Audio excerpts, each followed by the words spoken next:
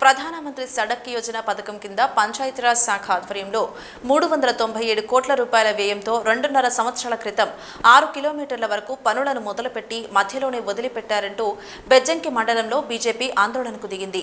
Road పనులను తక్షణమే చేపట్టినా పూర్తి చేయాల్సిన బాధ్యత కాంగ్రెస్ నాయకులపై ఉందని రాష్ట్ర కిసాన్ మోర్చా కార్యదర్శి డిమాండ్ చేశారు.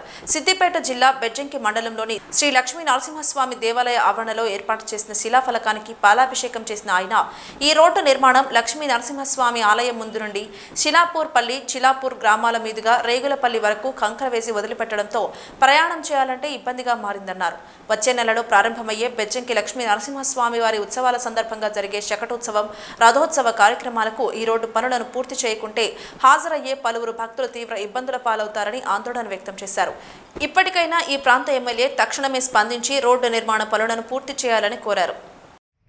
పంచాయతీరాజ్ శాఖ తరఫున 397 లక్షల 14,000 రూపాయలతోటి 6 కిలోమీటర్లు దీన్ని అంచనా విలువ కాంట్రాక్టరు చిన్న ఏదైతే మొరం కావచ్చు, కంకర కావచ్చు, ఇతరత్ర చిన్న పనులు చేసి ఆగిపోవడం జరిగింది.